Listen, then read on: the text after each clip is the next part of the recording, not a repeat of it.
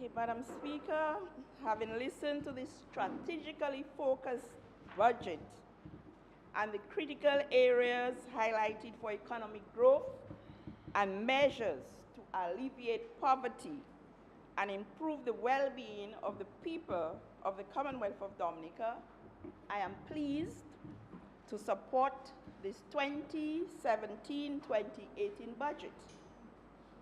As Minister responsible for Social Services, Family and Gender Affairs, I am elated to note that the 2017-2018 budget addresses poverty alleviation and provide a social safety net, continue to provide a social safety net to the people of Dominica. My ministry stands poised and ready, Madam Speaker, to carry out its mandate.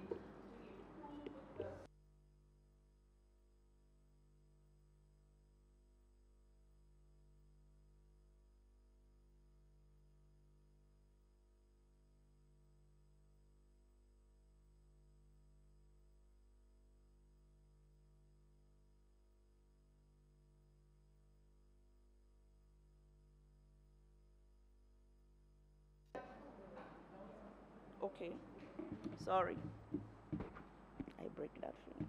With regard to the implementation of initiatives aimed at improving the lives of citizens in this country, Mr. Speaker, as the Honourable Minister and the Minister for Finance highlighted the performance of the economy amidst the prevailing global economic crisis, I couldn't help but ponder, where would we be without our foresighted leader, a leader who is always cognizant of the underprivileged and vulnerable in our midst, a leader whose determination it is to create an enabling environment to bring dignity to the lives of our citizens, and also not the underprivileged and vulnerable. And that is why I can assure this Parliament that my ministry is ready to execute government's mandate through the effective implementation of our programs, that's our social programs.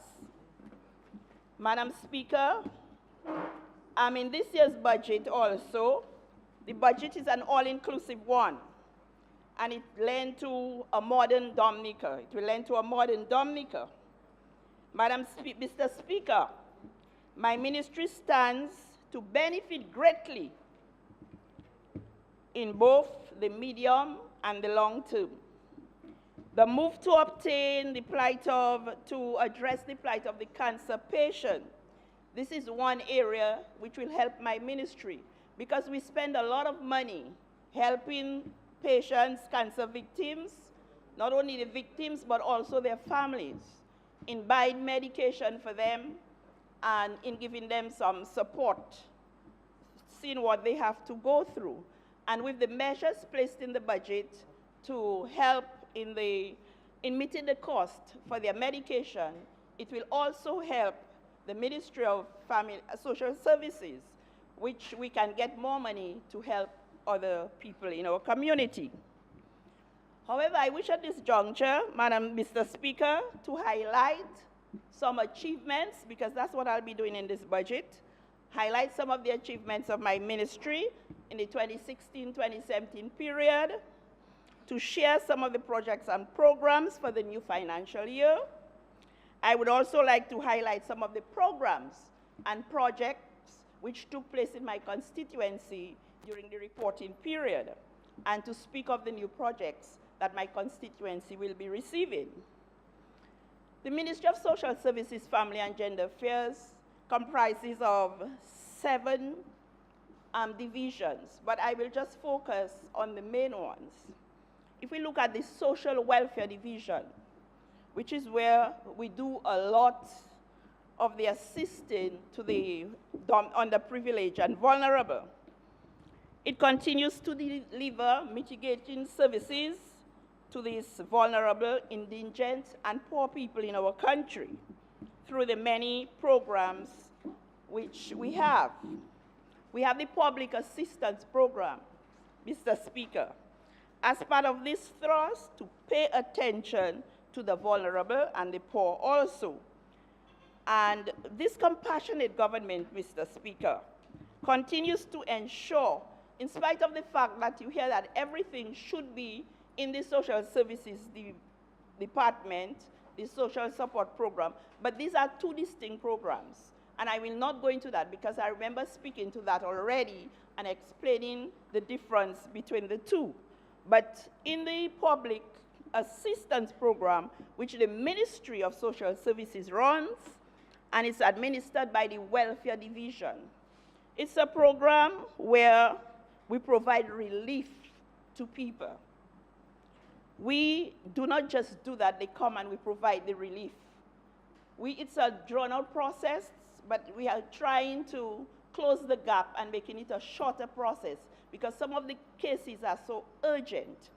So we send, when the people apply, we send the people to assess the family situation. And then a report is written, an assessment is made. Oftentimes, you have subjectivity in reports.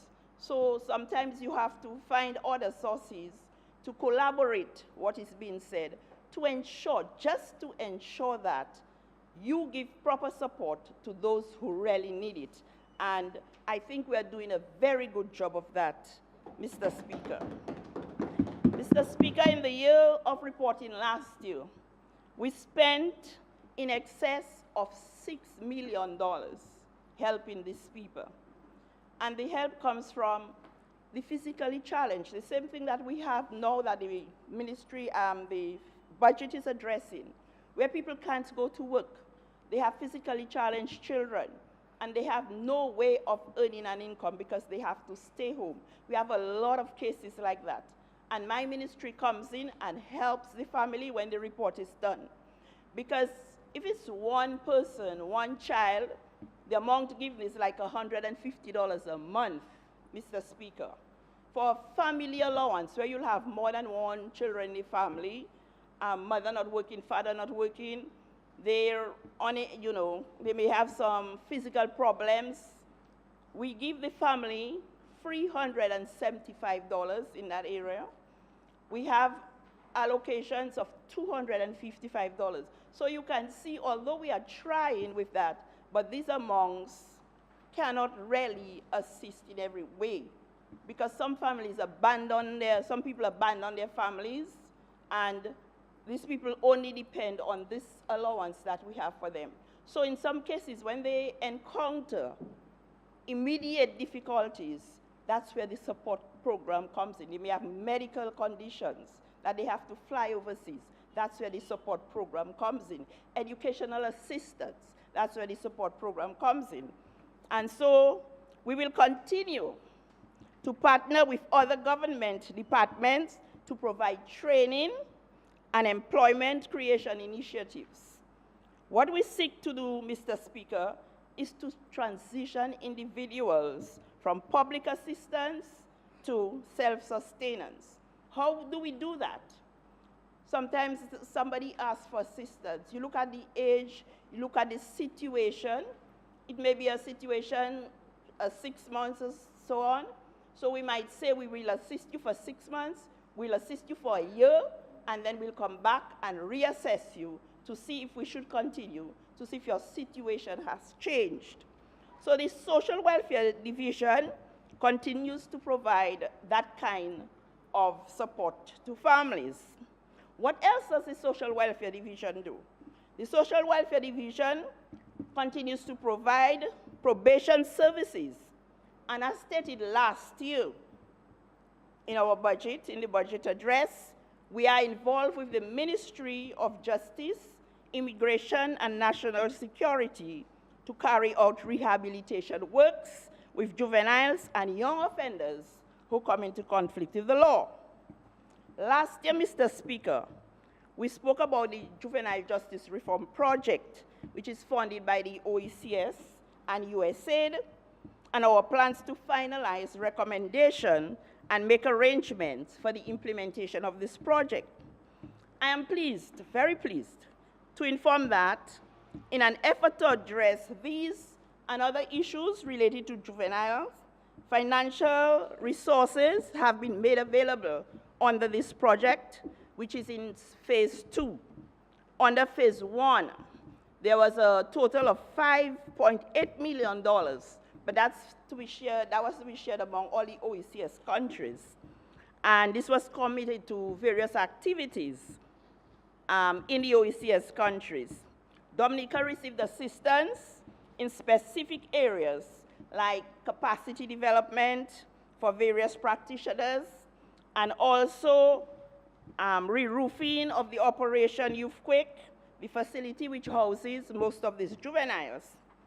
In phase 2, funding have been made available for training of police and prison officers in juvenile justice reform, and importantly, the purchase of psychological assessment tools. Because sometimes we see young offenders and we just think they're being defiant, they're being deviant, but there may be some other problems going ahead. So before we condemn them, send them to the courts where they may find themselves, in situations with adult offenders, we have decided to strengthen that system and test our children, see what's really wrong with them first before we take them on. And so we need the psychological assessment tools. But these tools, we had a little difficulty in obtaining them because it's not anybody who can access these tools. You have to be a clinical psychologist. And this calls for studies of a long period. It's not that you go and do a master's degree in psychology and you can be a clinical psychologist.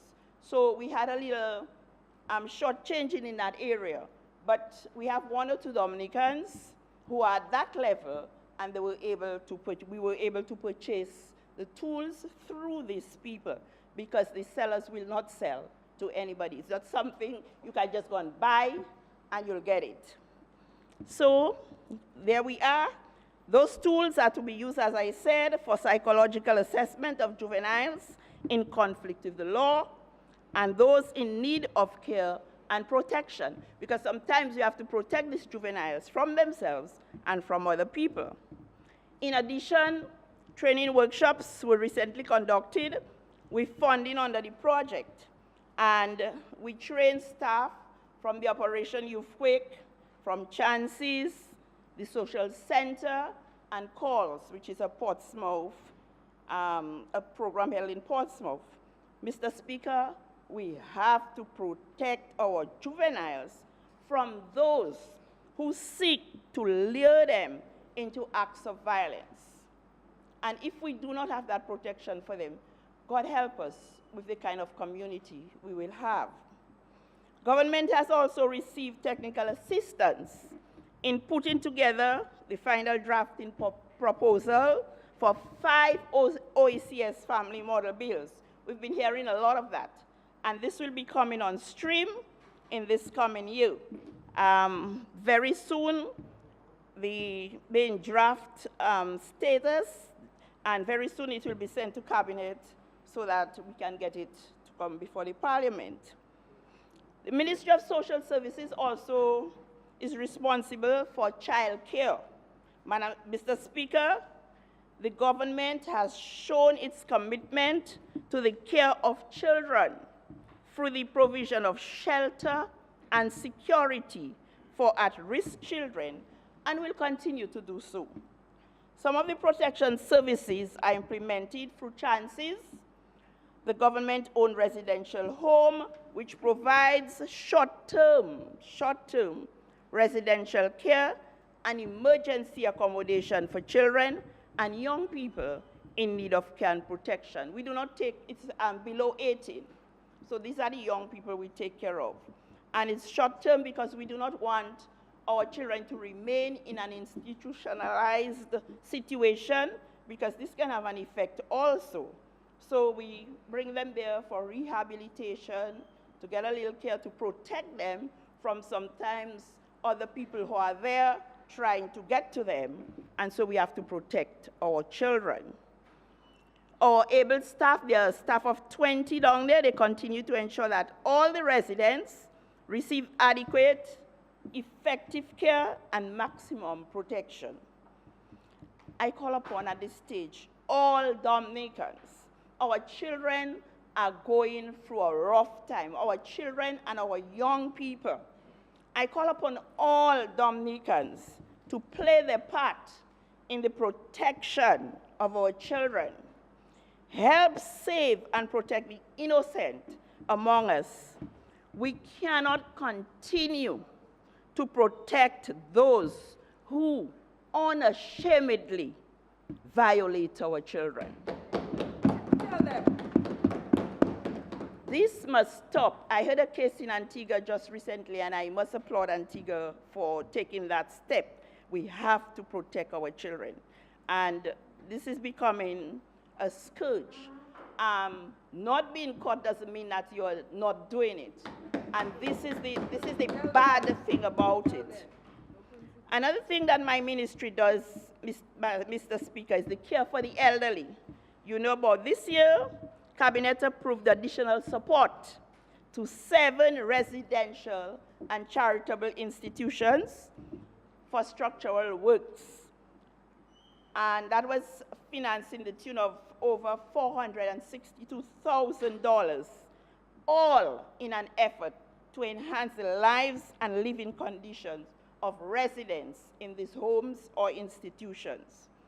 As you know, Mr. Speaker, the Yes We Care program, which is a program for the elderly, it's in its 8th year.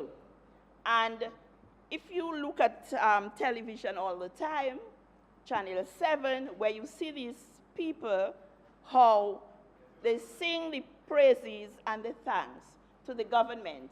And I really, you know, this is a program, the elderly should be close to our hearts. And this is a program where I have to applaud the initiator of this program, our Prime Minister, the Honourable Roosevelt Skerrit, for really coming up with such a program. The Labour Party administration is committed to the continuation of this program.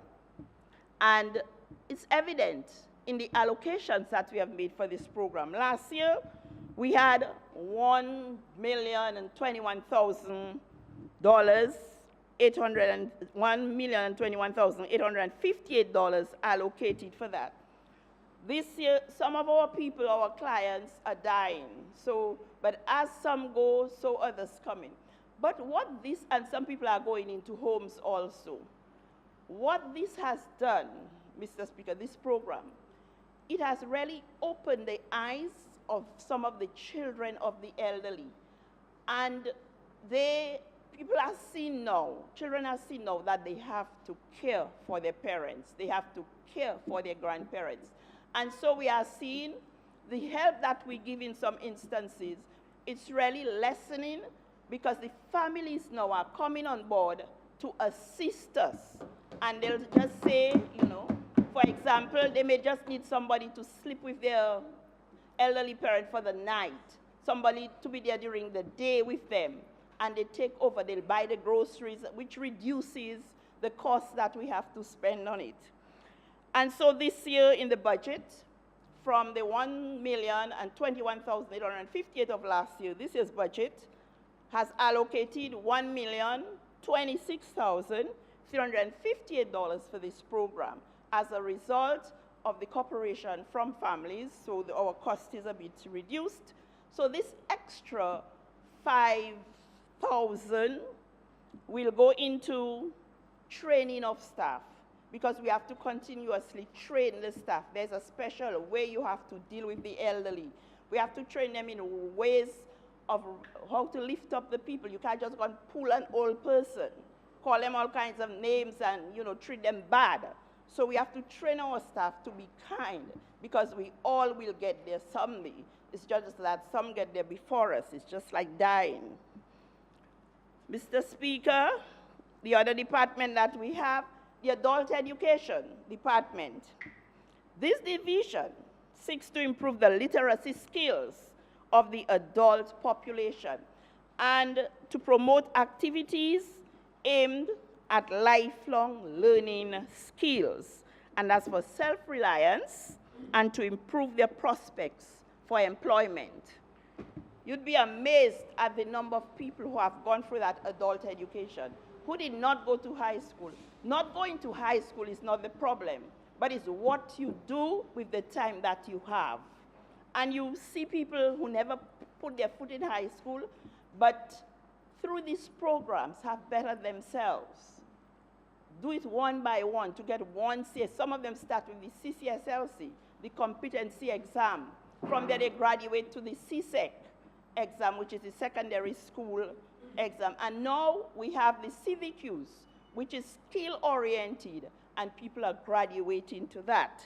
So the adult education continues to work towards the realization of their mandate, which is the promoting and upgrading of the nation's human resource in an effort, all that in an effort to alleviate poverty. The Division of Adult Education is well placed, therefore, to harness the available resources to provide a second chance to those who seek to obtain matriculation requirements in order to take advantage of the opportunities which will become available in this modern, prosperous Dominica. There are endless opportunities. You heard of, I will not go into them again, but you heard of all the skills that will be needed in the hotel sector. Even agriculture, which is becoming a more, it's not the agriculture that we knew in the past. You need financial brains in agriculture now if that sector has to survive. And so our people must be there, standing ready to take advantage of the available opportunities.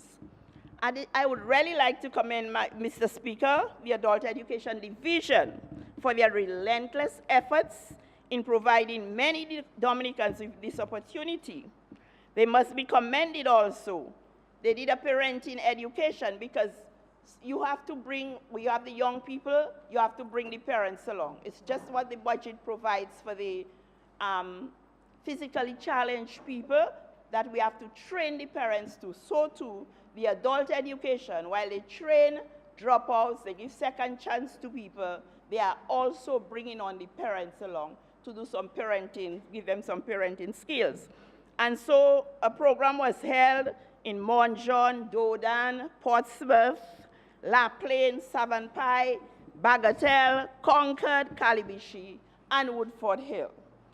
About 440 persons graduated from this program, and Mr. Speaker, we see an increase in budgetary allocation of over $50,000 to the department to continue to provide the necessary training to those who access their service.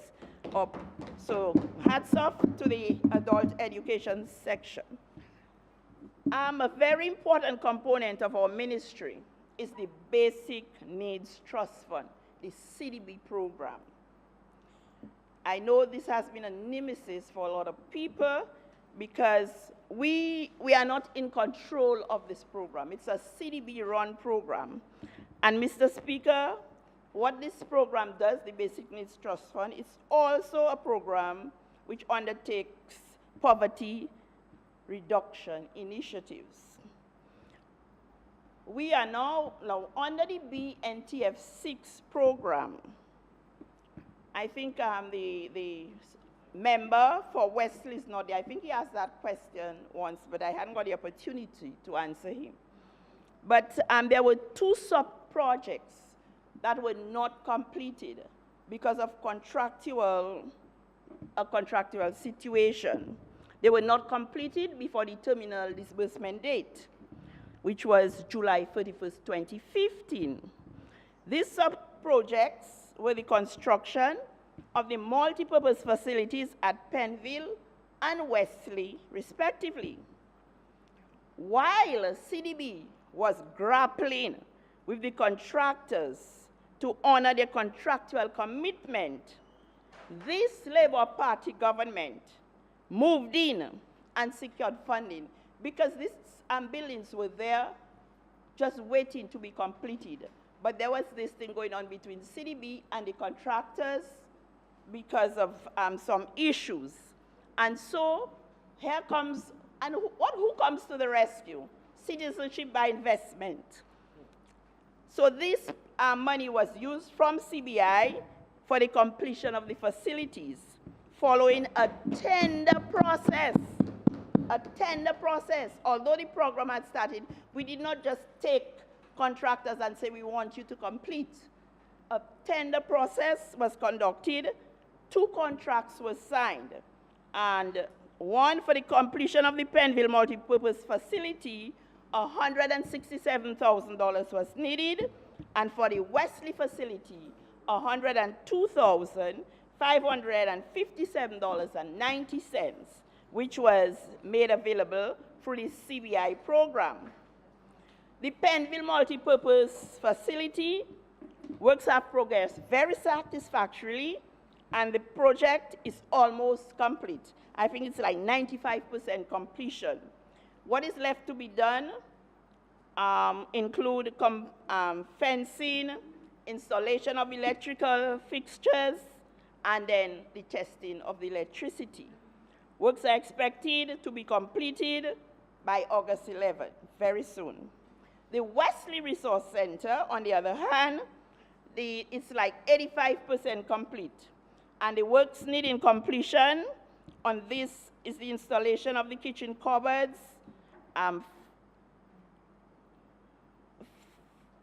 external works, installation of electrical fixtures, and testing are to be done.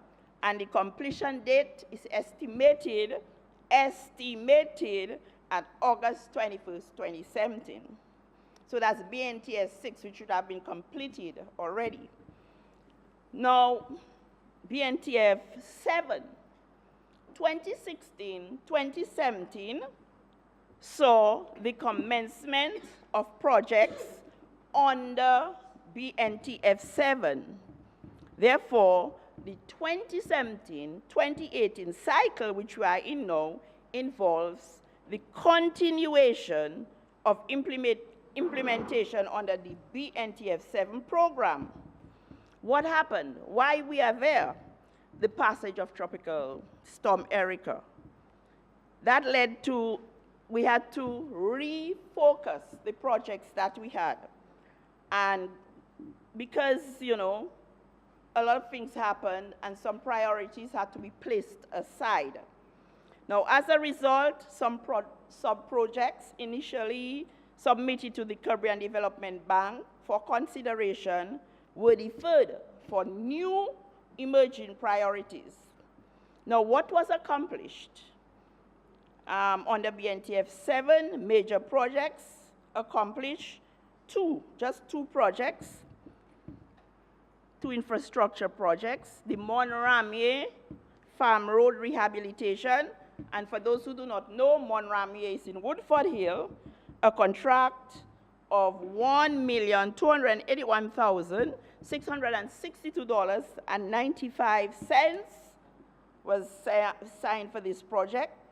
Works are approximately 85% complete, and we had the Bellevue water supply upgrade, contract of $1,588,363.69. Works also well advanced, 85% complete. Under the BNTF 7 also, we had life skills training project entitled Assessing Livelihoods and Enhancing Capacities. And that was implemented at a cost of $214,245.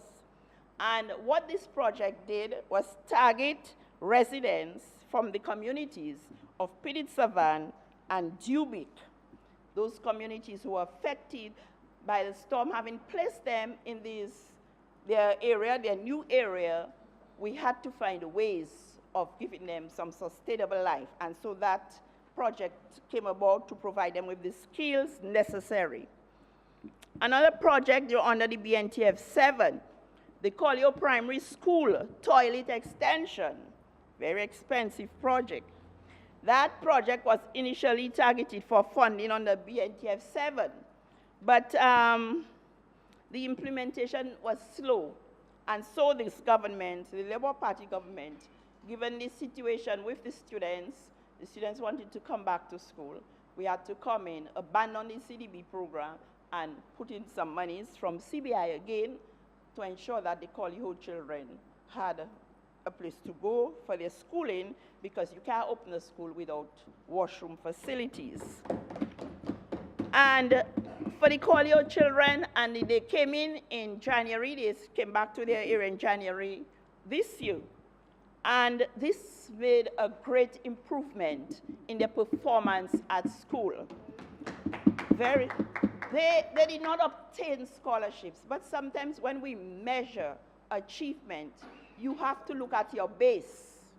And the year before, they went to Dublin to school in the afternoon, a shift system they operated on. And then when their results came last year, they had about 16 E's in their profiles. They did not get scholarships this year. They did not get bursaries, but not one child had an E in their profile. And this is remarkable performance. And they only came to school in January, and the exam was in May. Imagine if they had they were there for the entire school year. So I have to say congratulations to them. So we are looking forward in their new facilities to have better results next year, God willing. Now, what is left to be done on the BNTF 7 is the Colley-Ho, well, again, Tropical Storm Erica, the Colley-Ho Primary School River Defense Wall. It's approved for implementation on the BNTF 7. And the contractor, Sorrel Consulting, will taken as independent consultants. The contract document have been approved by CDB, and on July 20th, 2017, pre-qualifying contractors were invited to tender, and tenders are to be returned and opened on August 11, 2017. Because Colley-Ho River is a dangerous river. This is one of the rivers where they say the Kalinago people turn them off. So every time it rains, it's looking for its original path. So it will burst through walls, and it will do anything to find its original path. So this wall is the one that's needed. So that ends the BNTF 7 projects. Under the BNTF 8, again, we had the implementation which has started. So BNTF 7, in the interest of time, and BNTF 8, they are running concurrently. So, because they ought to finish by December of this year. So what we have is the implementation of Dublin River Defense Wall. And people may say, oh, but that's your constituency. But these were already there and approved before I came in. So that wall has started. If you go to Dublin, it looks very good.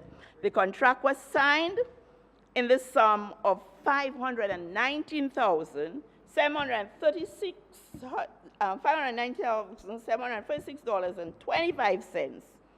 But there were some variations. The wall has to go to the end of the sea. And so a new amount had to be approved, an additional $85,283 for the extension of the wall. But even with the approval of that extra money, the contractor was still within the sums that CDB had allocated, had assessed the project to be. So it's within the allocation, which is the revised contractual sum, therefore stands at $605,019.25 for the Dublin wall. And Dublin people are feeling very safe now. It's the hurricane season coming on, but though it's not complete, but so much has gone up, so much work has already been done that there's a level of safety when you walk within those walls. Now, under the BNTF 8 also, we have the water sub-projects, because as I told you, government had to refocus its priorities and a lot of water sub-projects. So government determined that restoration of water systems was its priority. As such, some sub-projects initially targeted for funding were deferred and replaced with 5 water sub-projects submitted by the WASCO. The status is as follows: Wesley, Woodford Hill, Marigot, water rehabilitation, that's a priority. Bagatelle water supply rehabilitation, all this under BNTF 8. These sub-projects were awarded to KTEC Consulting of Montserrat, and they already have pre-qualified contractors who were invited to tender on July 17th. Tenders are to be opened on August 15th, 2017. So it's something done by CDB. It's not the government doing the tendering and choosing the contractors. Now, the other, I said there were 5 water projects. These were 2. The 3 other water projects, Salisbury, water supply rehabilitation. This was already under BNTF 7. So that's on La Plaine, water supply rehab, and Boetica, water supply rehab. The consultants has advised BNTF office that contract operations is at an advanced stage and that tender documents would be forwarded to CDB on July 26, 2017. Contractors are already pre-qualified for these sub-projects. So there's news for Margot, for Wesley, for Salisbury, Woodford Hill. All right. Projects for 2017, 2018. The targeted projects for that period is the Good Hope Resource Center, the retaining wall, a sum of $335,727 allocated for that, and under the education sector, $2,613,610, and you have various projects under that center.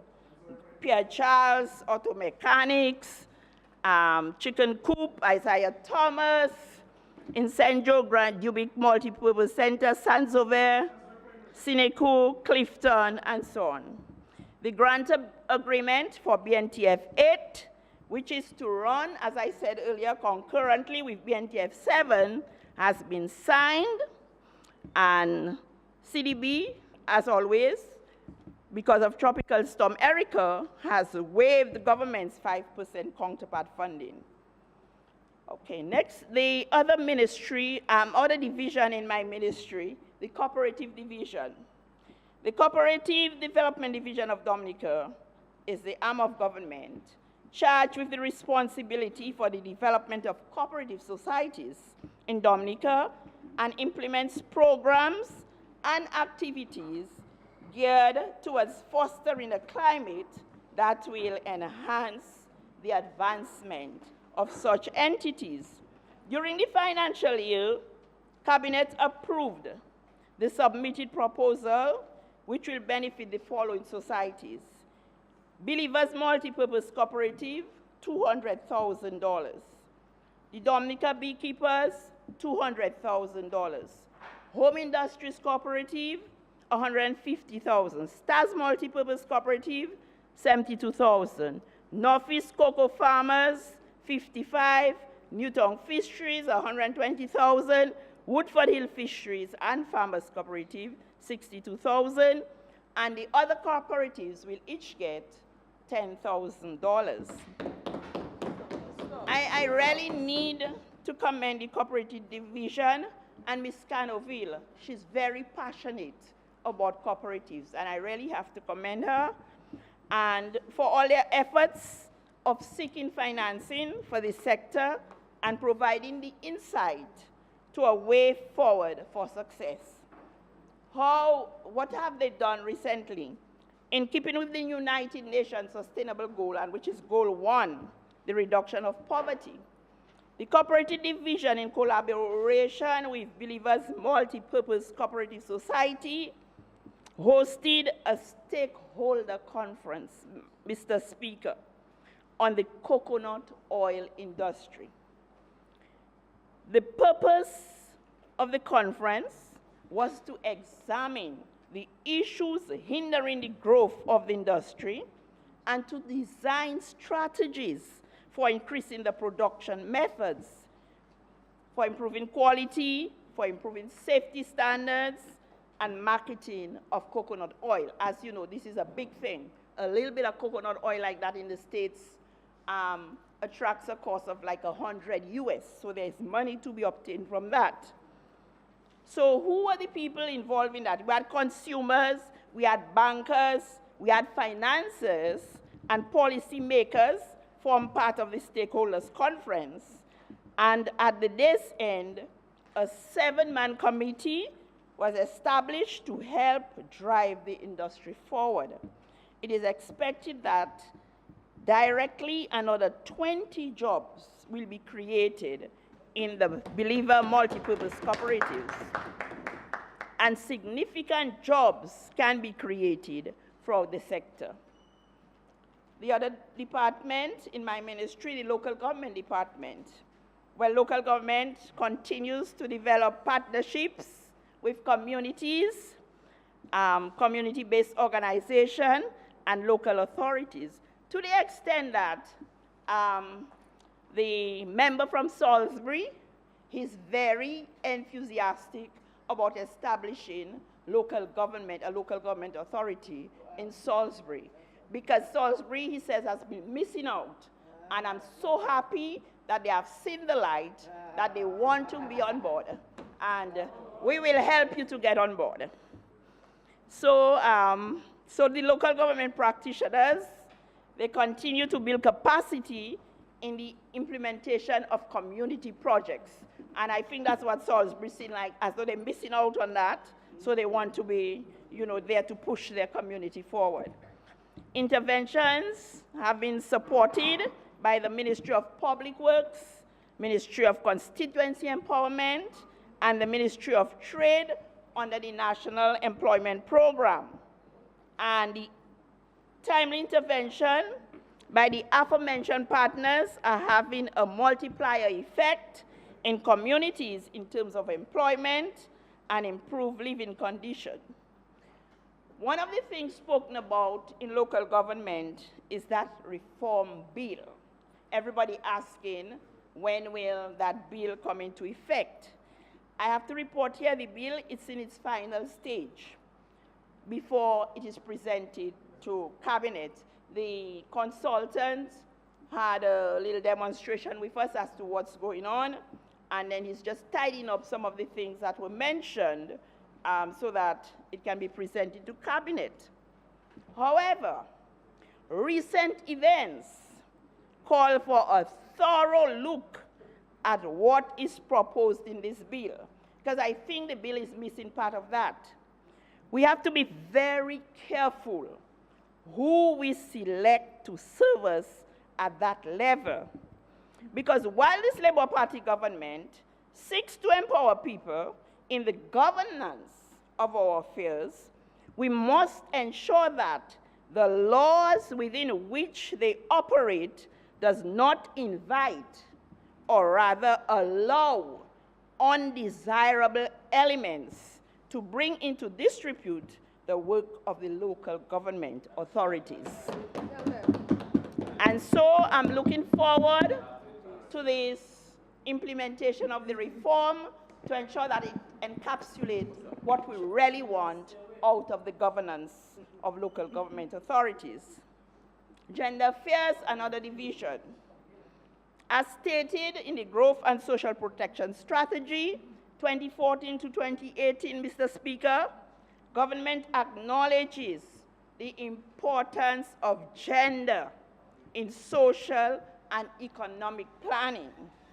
You have to differentiate. Over the years, a number of initiatives have been advanced by the government to highlight the benefits of gender equality, particularly as policies and on policies and programs and projects. Some accomplishments of the Bureau. They've organized workshops. You always hear their whistleblowing, their bar hopping stuff.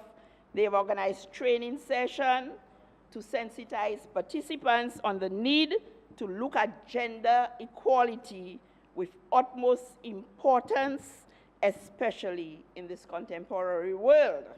Definition of gender. The ministry has collaborated with several development agencies, NGOs, and governmental departments and ministries to implement several gender sensitization sessions and capacity building workshops. Although the Dominican community still think when we say gender, it is kind of skewed. We're thinking of women, and so we have to, be more inclusive with both genders. The project development. One of the main objectives of this division is to facilitate implementation of special projects around gender-based violence, poverty, social protection, wealth creation, and redistribution, and climate change, very important. Tropical Storm Erica is not far behind.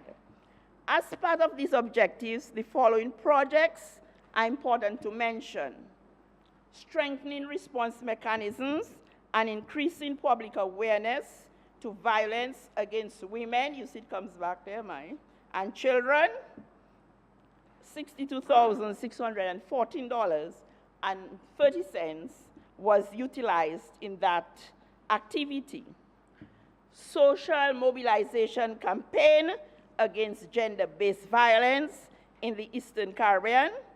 We had to go out so far, $114,211.59 has been spent in that area. And we have to be careful.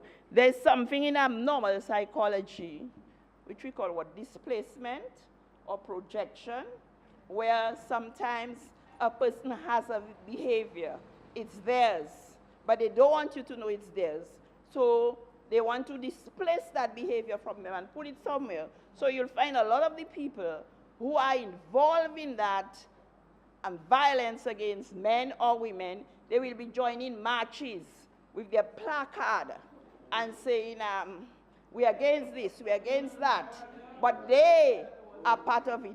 This is an abnormal psychological behavior. Displacement or projection.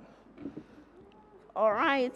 As mentioned earlier, under the BNTF project, the gender worked, it was the Bureau of Gender Affairs who worked in the Dubic and Pidit Savan project, accessing livelihoods and enhancing capacity.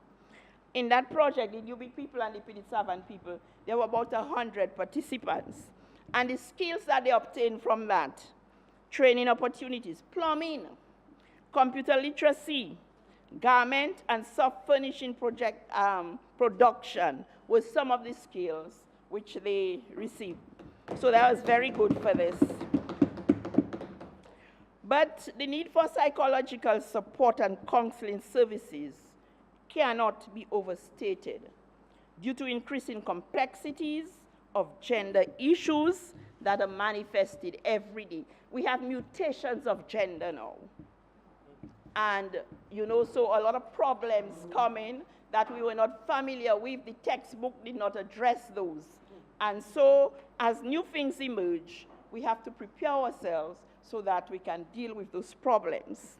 Many individuals in Dominica are faced with numerous personal, social, emotional needs that need attending in order to avoid further domestic problems.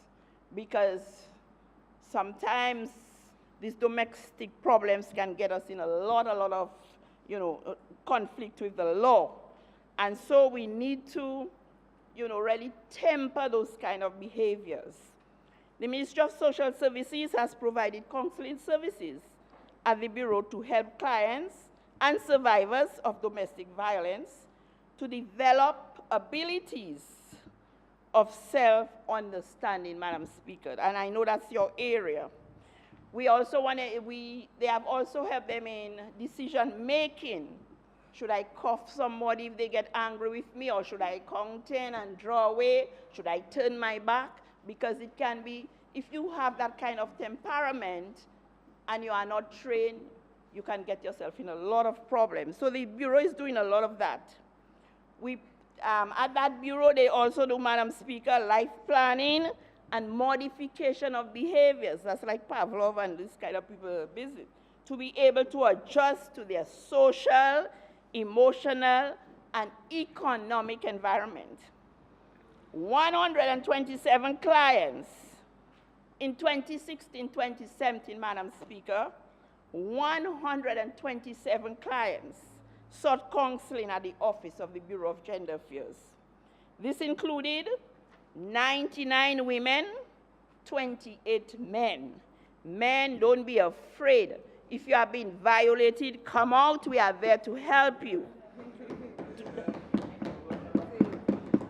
The increase in the number of people consulting the counselors is evidence that people are seeing more value in this intervention and suggests that the stigma attached to seeking counseling is slowly shrinking. Never before would you find people going out to the Bureau to seek assistance. And that too also have a little confidentiality issue, because I do not want to go somewhere to bring my problem so that next thing I hear it all on the roadside. So we have to be careful. You have to select the proper people to be there, because what goes in the office should stay in the office. Too often, we have people, they cannot wait to hear people's problem, and the next thing you know, it's on the street. This is not good, especially in the jobs that we hold. Madam Speaker, at the end of the 2016 era, the Bureau of Gender Affairs recorded a 68% increase in clients seeking counseling. So the 68% increase. So this tells you that something is working. The workshops are working. Madam Speaker, as we know, August 27th, we can't get away from that. 2015, Dominica was devastated and ravaged by Tropical Storm Erica. The government, through the Ministry of Social Services and Family and Gender Affairs, has coordinated the social services and welfare element of the response to these catastrophes. We are still there helping people. During the period July 2016 to June 2017, we continue to provide assistance to victims of Tropical Storm Erica. We also provided assistance to the victims of the unfortunate fire at this unfortunate Silver Lake fire. This assistance consisted of contribution for rent accommodation, displacement allowance, and for the Tropical Storm Erica, to the Silver Lake people, we gave them rental assistance, we gave them displacement allowance, and a compassionate grant. We gave them home furnishings so that they could get their life or have a little semblance of dignity in their lives for the time, because of that unfortunate situation. Rental assistance to Tropical Storm Erica victims for the period July 2016 to June 2017 was provided to an average of 190 families in the amount of $1,888,925. Displacement allowance for Tropical Storm Erica's victims for the period July 26 to June 2017 provided to an average of 280 families in the amount of $1,554,387. You know who had the biggest share.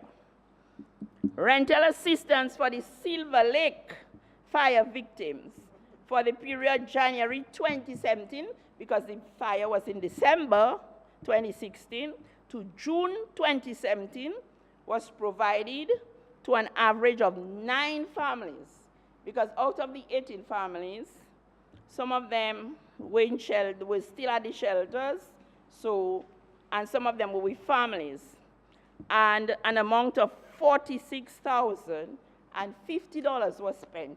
This also included the 20,000 for the compassionate allowance.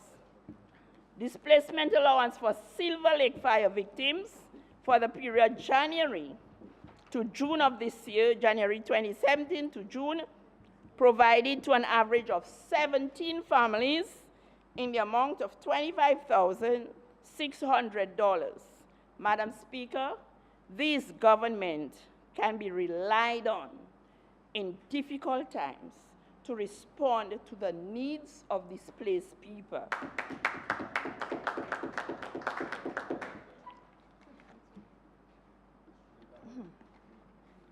And so, Madam Speaker, the Ministry of Social Services, Family and Gender Affairs welcomed the provision of the financial resource for the purchase of a tipper truck for the local government department. That truck was tired.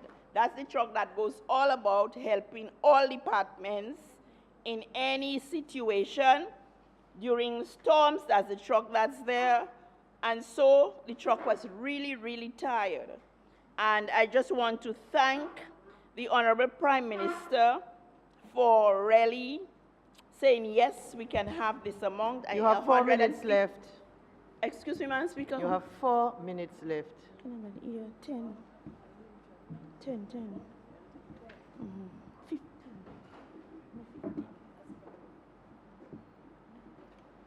Madam Speaker, I want to ask that we, I want to move that we give the Honourable Minister an additional 15 minutes to continue her contribution. Seconded, Madam Speaker. It has been moved and seconded that the Minister be given a further 15 minutes to complete her contribution. Those in favour? Aye. Those against? The ayes have it. Continue. Thank you. Okay, I'll go quickly, Madam Speaker. And so for the local government, I was saying thank you very much for the tipper truck. Also, Madam Speaker, people are becoming more involved in community activities. And so we have an increase this year in the allocation for the National Day Community Service. But let me urge people who are submitting for National Day Service to take on projects that you can complete on that day. So it will really be a National Day service. And submit your proposals very early so that it can meet with, acceptance or approval. Madam Speaker, I'm running on quickly to my constituency.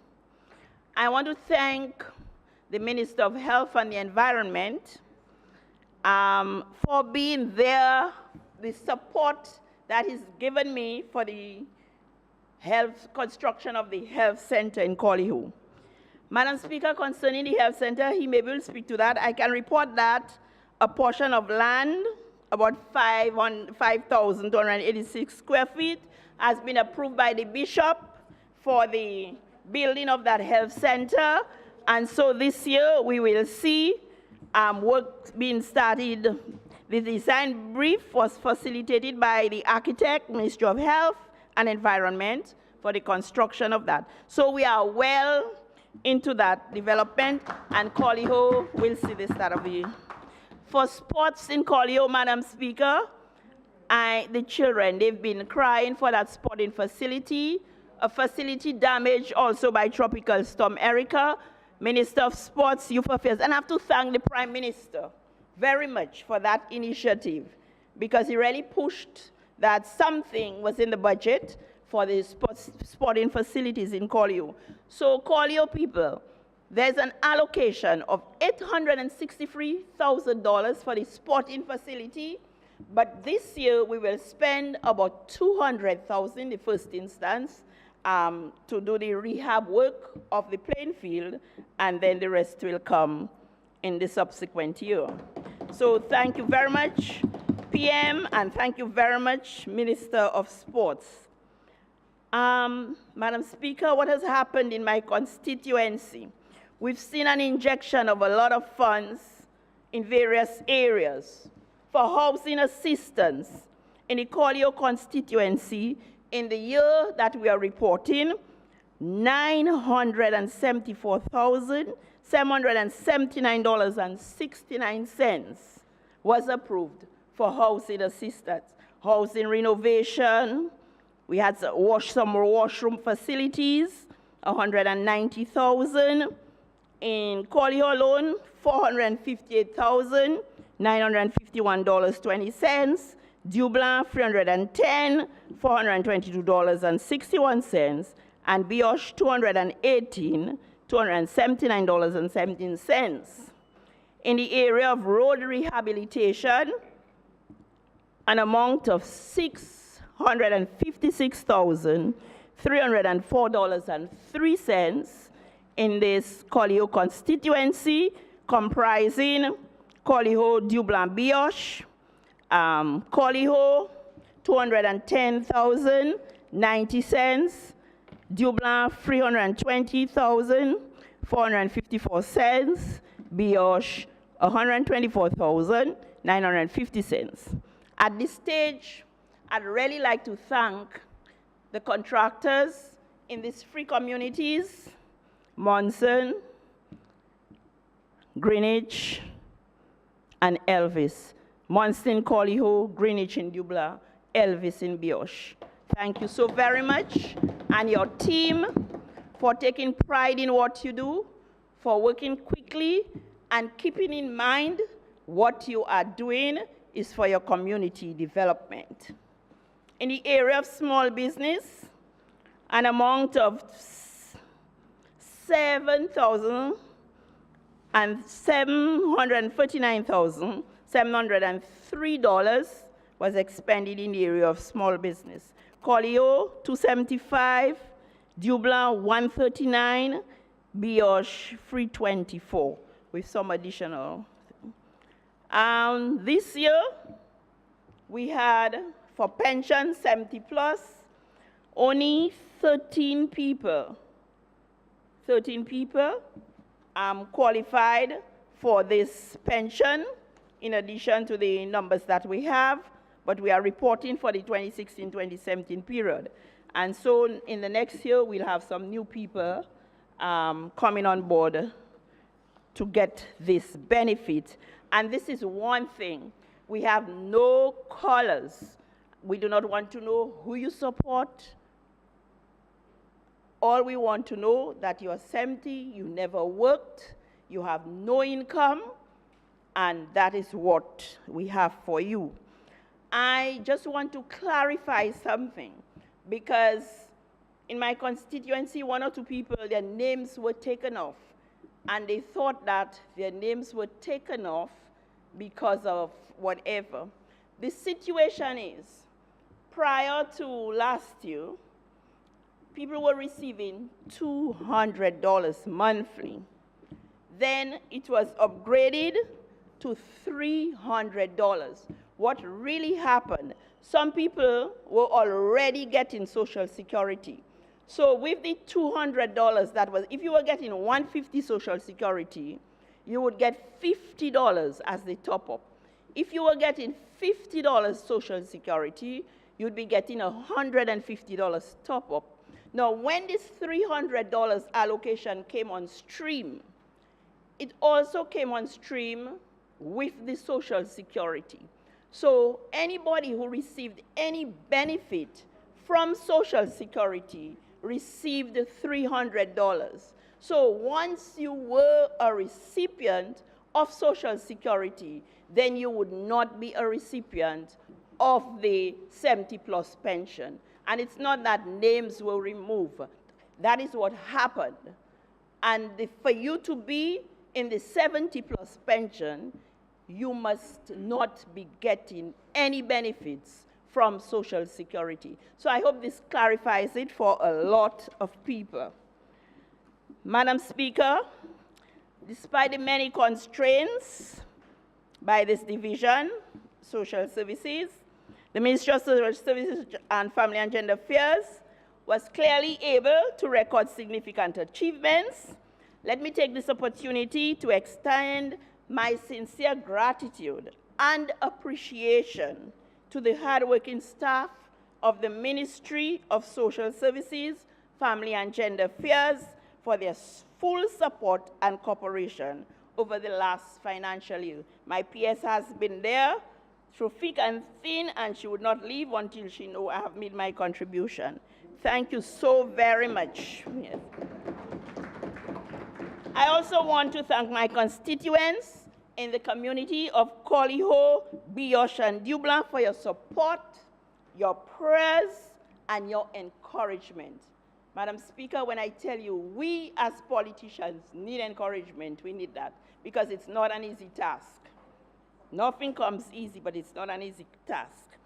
And Bioche people, please rest assured that your communal sewage, they advance in the designs. There was a little hitch because of the Bayfront thing, but it will come on stream. And the Paradise Hill people, your water system is part of the DVRP water project system, and this will come, hopefully. I hope you get a Christmas gift out of that. Madam Speaker, let us in peace, love, and unity realize our aim at a modern and prosperous Dominica. Madam Speaker, once again, I am pleased to be associated with this 2017-2018 budget, a budget geared at adding value to the lives of our citizens. Let me extend special thanks to the Honourable Prime Minister and Minister of Finance, who continue to hold the poor and underprivileged close to his heart. Madam Speaker, as a member of this exceptional team of the Dominica Labour Party, under the visionary leadership of the Honourable Prime Minister, I have absolutely no reservations in giving my fullest support to the 2017-2018 budget. May God bless us all, the government and people of the Commonwealth of Dominica. Thank you.